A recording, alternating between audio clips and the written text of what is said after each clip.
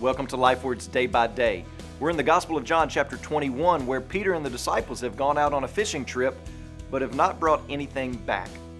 Do you remember when Jesus sent the disciples on ahead of him while he hung back on the mountainside to pray? And he prayed all night.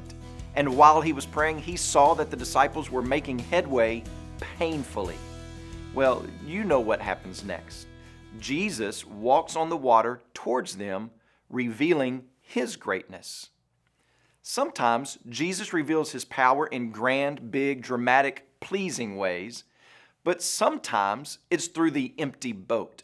It's through causing desperation or a crisis or even a dark night of the soul. Does that really sound like something God would do? Well, consider this. Joseph going into the pit, going into the prison, but the text tells us the Lord was with him.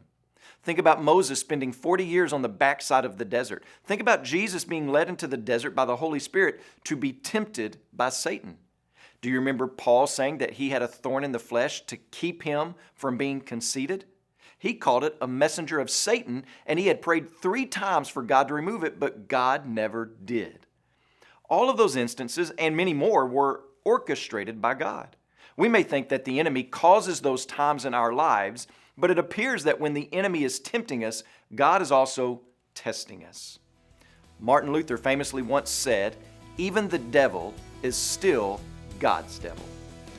So when you pray today, please remember Tracy Miller and his family, our missionaries in Georgia.